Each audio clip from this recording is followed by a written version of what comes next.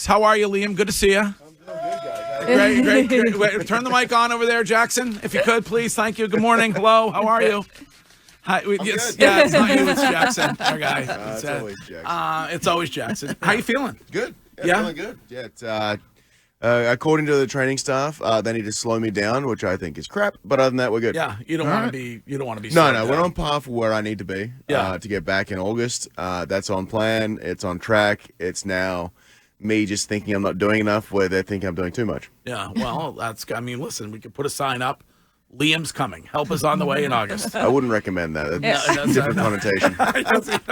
We've been talking about it, though, to be 500 with all the injuries that the team's sustained so far this season. That's pretty good. Yeah, it's been impressive. Obviously, we've had some injuries, but not only just injuries, it's injuries to key players as well. So it's you're losing the protection for Rafa. You're losing guys in the offense and defense that now guys are playing out of position. I mean, the fact that Zidane has been able to do what he's been able to do while flip-flopping between two different positions and playing both extremely well has been fantastic, and it's been fascinating to watch because there's not too many guys that can do that as far as defensive and still have somewhat of a mind at the plate. So how do you, because you talked about it a little bit, knowing that as a professional athlete you want to be out there, but how do you balance not rushing yourself back where you have a setback, but also being able to kind of put yourself in the mind frame of like you want it so badly, but you got to be able to balance not rushing and not doing too little to where you are on schedule for August? Because I know that's got to be mentally tough for an athlete. Yeah, it's definitely hard because you obviously want to get there as much as you can. But for me, it's now, look, I can't push. I'm already pushing forward. August is a rush deadline for what everybody else assumes that's going to happen anyway. So, like, I'm already pushing for that. The fact that I'm not doing enough while the trainers think I'm doing too much is right where I need to be. But now I bring my value as a clubhouse guy. I bring my value as making sure it's lighthearted. I keep the guys that are in the training room. I keep them giggling the entire time. Or hopefully, mainly just shuddering, but giggling, shuddering, whatever they need to be, and then sitting in the bullpen and just talking to guys, whether it be pitch repertoire, whether it be mindset, whether it be kind of just the days and ins and outs of baseball, or checking in on guys that have been up and down just to see how they're doing while they're down. That's my goal now. That's my goal now. That's trying to get people to be prepared for when they come up here, that they know how to succeed. How is the clubhouse? Is it to your liking? Yeah, it's been great. Like, I was actually surprised. I took my wife through it yesterday at Family Day. So I'm talking about actually the aesthetics of the clubhouse, not the vibe.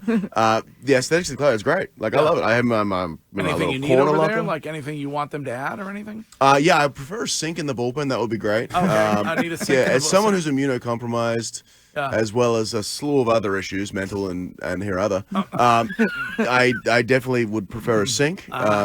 I know there's families yesterday would prefer a sink because a couple of them had to use the restroom in the bullpen to go. Okay, all right. We'll tell Sam Kennedy to get you a sink. That's insane. A bathroom with no sink. Yeah, it's not great. But we can make friends with the spiders. It's fine. Yeah. I think it's pretty easy to get a sink there. I think there's enough plumbing pipes that you can figure something out. There have been plans working towards doing something in the bullpen. We're just trying to find the budget now, and that's something that we have budget. I'm going to send my spouse out to do. Big budget issues over there. Allegedly. Yeah.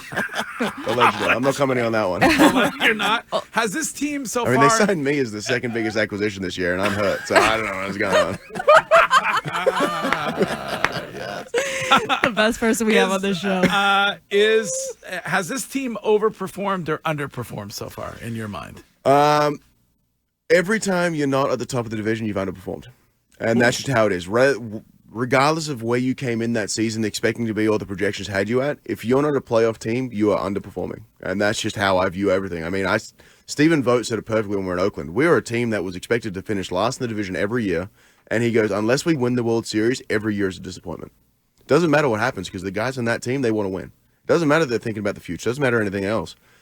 That's how we're going to view it. And so right now we're slightly in the mix with the wild card stuff. It's very early, but it's also one of those options. As long as we can stay within striking distance, this is a team that has always played above the sum of their parts. This is a team that you look at 2004, 2007, 2013, I think it was. You look at those teams, I don't think very few of those teams were the teams that were meant to be the top of the division. Very few of those teams were meant to be the ones that won the World Series. They did it because of who they had in that clubhouse and how they united together. So the Boston Red Sox have always been a team that has been larger than the sum of their parts. We talked last week when we were talking to Sam right after the Hall of Fame induction at Fenway, whether it was Trot, Dustin, Jonathan, everybody was talking about the mentality of a clubhouse and having that championship mentality. I know you just talked about the aesthetic of the clubhouse, but vibes-wise, do you guys have that championship mentality? Do you think you need to work on that as a team? If you're a clubhouse guy right now trying to get vibes up, is that something you're working on? Every day. There's always things you can do better. There's always things you can push forward, you can push towards. But I think as far as we've got a younger group. So it's trying to just buy those younger guy ins with you. You need that like rookie naivety, but you also need those veteran guys that know what they're doing and can not take a loss so hard on the chin. And those are the things you need to rebound. You need to kind of bounce back pretty quickly because at the end of the day, 95% of the time there's a game the next day and you need to try and figure it out. So there's definitely things we can do a little bit better as far as the vibes, but it's a great place to be right now. And it's just handling those losses a little bit better and moving on to the next day. And I mean, I'm of the old school mentality where guys used to sit in the clubhouse for an hour and a half after the game and just kind of shoot around talking and do all that sort of stuff, which is trying to get back to those vibes. There's a few of those guys in there that are really uniting everybody because they're the ones who guys gravitate towards. And as guys gravitate towards those, it builds that kind of that support group and guys can get better and they realize that, hey, I went 0 for 4 today, but you know what? I'm done with it. Can't help now. Let's go for tomorrow. Let me go 4 for 4 tomorrow. Curtis, go ahead. So, Liam, do you think the fact that you were the second biggest offseason acquisition has any relation to the fact that Core is managing in a walk year and doesn't seem too keen on starting new negotiations? I hope not, because I like to think of myself as a personality-wise the biggest acquisition. But no, I don't think. I think he's just like my wife was talking about it yesterday as well. I just think we're at the point now where why bother with it? Like, if it's going to work out, it'll work out. There's nothing you can do really right now that will change something that's going to happen in 2 months. So why bother going through the stress of it all right now? Why bother having those conversations to just stress yourself out unduly right now? But where that's it's why going to they figure usually- itself out later. But that's why they usually do them in the off season. Exactly. It is why they usually do them in the offseason. I have no idea, but you got to remember, you got a new regime in there. Generally, they like to bring in their own fresh blood, but I mean, AC is a guy who unites his clubhouse more than anybody else. He's the one who can pick those guys up. He's the one who does certain events with coaching staff and playing staff is like that to unite this group. So that way we do have that Red Sox tradition of being a larger than some of our parts. Well, Liam, you're here. Not only are you here to talk baseball, but you're wearing a pink shirt, and it is the 41st annual Scooper Bowl, which gets underway tomorrow. Yeah. So you brought ice cream. Yeah, there's ice cream over there. Okay. Which is really weird. We've got Jerry, the founder of Ben and Jerry's here as well. Yes. And we were talking earlier. It's like I read the sheet and it's like, okay, there's 15 different companies. I'm like, they're all working together, which I just find odd. I mean, I get it. Like, it's great. And now you get a chance to go out, go to the Super Bowl. You get to try a bunch of different ice creams. You get to try the flavors and realize that obviously Ben and Jerry's is better than everyone else. Is ice cream big in Australia? Yeah, we are kind of hot down there. Yeah. So we are a sunburnt country, as they say. So yeah, ice cream's huge. We had it as kids. I was actually explaining to Jerry earlier that we had this concoction called Milo. It's like Milo? It's like a better, more sugary Nesquik that you can throw in ice cream. You can throw in milk. You can put on pretty much anything. Oh. And it is delicious. And powdery? Yeah, but it's like it's more like a brown sugar consistency. Oh, okay. So like that granular type, and it's you put it in there, you mix it, you swirl it around like you do, and end up making your own little chocolate ice cream. But that was something that I grew up with as a kid, and it's been great. Sounds pretty good. Yeah. One wouldn't put Vegemite on ice cream. I mean, I kind of want to try it. Yeah. I mean, I also we had the Field of Dreams game when I was in Chicago, and it was a hot dog inside of like a McDonald's apple pie. Oh, Really? With like a bacon mustard jam on top. I thought it was delicious. really? Yeah, I gave up 4 that day. So other than that, it was great. But the thing itself, like there's the Kansas City had the pulled pork Reese's peanut butter cup sandwich. Yeah. That was phenomenal. It was? It's chocolate and pork. Really? It's great. Have So you I had kind of want any- to try like salt and sweetie. Have you had anything at Fenway that you've enjoyed? Food? We have a lot of steak in the clubhouse, so that's always up my Okay, alley. that's- But yeah, that's good. I haven't had anything from the concession stands yet. Is there anything you recommend as far as oddities? I think the Fenway Frank would be the go-to. Yeah. Their chicken tenders are out of this world. Really? You like yeah. their chicken tenders? Very good. Yeah. You got to go chicken tenders, but you got to try them with tahini on top. Tahini on top. I like tahini on my margaritas, but I've never had them. Tahini on top of chicken tendies. What's tahini? Man, It's like the spicy. it's like a lime chili salt. Oh, okay. It's not too spicy, No. so the people aren't too worried. I actually brought in a ghost pepper salt in the clubhouse. That's been a hit. Tahini like it on spicy. watermelon, actually very Tahini good. on watermelon, tahini on mango and grapefruit and all that sort of stuff is fantastic too. Is Give it me a true lemon pepper chicken tender, and I'll in. slam that. Liam, is it true that Alex put tahini on Sam Kennedy's hot dog without telling him? Or- I haven't heard that one, but I'm gonna double check because now I kind of want to try it. And let's be honest, as far as things go, Sam I think can roll with those punches. He very excited man.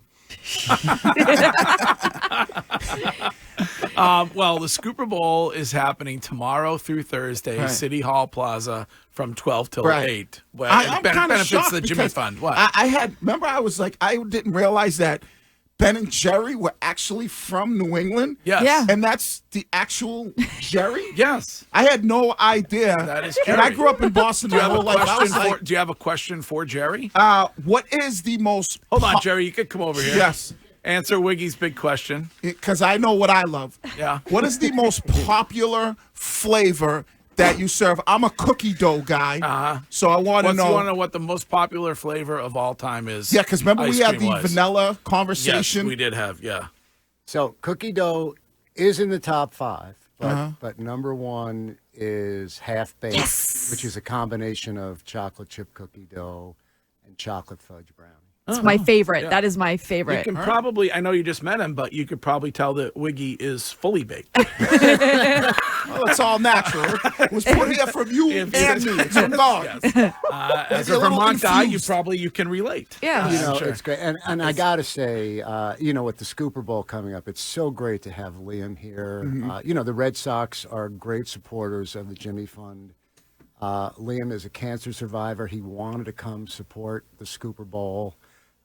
It's going to be 3 days, as you said. All the money that's raised goes to the Jimmy Fund to support adult and pediatric care for cancer patients. It's the official beginning of the summer in Boston. We're back in Boston Yes. finally. Herb Chambers is the presenting sponsor, and it's going to be incredible. In terms of lineups, we got the Red Sox lineup, but in terms of ice cream lineups, it's the best lineup in all 41 years. I'm not exaggerating. It's the best companies, best number of flavors. You can eat as much as you want. People do say there's no calories when you're donating money to the Jimmy Fund. That is true. Yeah, that is true. All right. Well, we're going to eat some this morning. I'm glad know. you brought some by here. Do you and Ben get along? Yeah, I think Ben and I get along. Okay, I never And, see. I don't know if he's around. Or if Oh he's yeah, like Ben's around. We're- Okay. we're- Whose team is it? That's the biggest I know. question. Who's the alpha? Like we have You Jason know- Tatum and Jaylen Brown. Who's the alpha? You I or think- Ben? I think there's a reason Ben's name comes first. Okay. all right. Hey, can I mention some of the companies that are going to be there in Sure, ice creams? of course. So, in addition to Ben and Jerry's, there's Malona, which is a new entrant this year. It's from South Korea. There's Alex Ice Cream from California, Bliss Dairy, local from Attleboro, Brigham's, Edie's, Haagen-Dazs. You want your Haagen-Dazs? We got the Haagen-Dazs. Haagen-Dazs. Hoods, Friendlies, Holy Cow, and Tillamook, which is new this year. They're a big ice cream out on the West Coast that's pushing east. They're from Oregon. So it's a tremendous lineup. What I always tell people is if you get some ice cream at the Scooper Bowl and you don't like it, just pitch it and go on to the next one. Yeah, you just go on to the don't next. feel like you need to finish something you Yeah, don't really just want. one bite. Yeah. Just have one bite. Yeah, That's All what right. Greg does Yeah, that's with right. his Yeah, dessert. I'm trying to watch my weight. All right. Well, listen, it's great having both of you here. Liam, great to see you again. Jerry, great to see you. Say hi to Ben for us. I will. As Liam's the best. he is He the is best. the best. He's the best. Class act. We want him on the show. I tried to get him on the show every week. I want to tell you what. I want you on I the wonder show why every the week. Red Sox weren't helpful. What would it take? What would it take? Rest of the season every week. What do you need? What can we get for you? Can we? Like, got- do you need Careful, anything? man. Do you I mean, want this is a dangerous request right now. Greg, restaurant Vegemite. gift certificates? We got to hook up at Ben and Jerry's. We do. All right, we got the hookup at Ben and Jerry's. Bloomin' onion, whatever you need. Yeah, Greg will Capital bring you to Grill? Moo. I mean, you like steak? We I have a do good- enjoy a good piece of meat in my mouth. Yeah. All right. We can get you shrimp on a bobby. Yeah. The we can- prawns. Prawns back on. We can promise that Wiggy will not do that accent again. That's my Australian accent. It's okay. If he does that, I have to whip out my American one, and nobody wants that. Oh wait, I want to hear your American accent. Oh, hey, how about are a you? Boston one? Do you do a Boston? I mean, it's already damn near Boston. Yeah. That's true. You got my normal accent. It's just neither pronounce our R's, so we're good. How's it go? The American. Oh, hey, how are you? Get some Budweisers and some cheeseburgers. See, the problem is if I go Southern, it sounds better. Yeah. Oh, dadgummit, how you doing, boy? That goes down a little bit better. That's easy to do. So good. Southern accent right there, man. You're the best. All right, it's great to see you.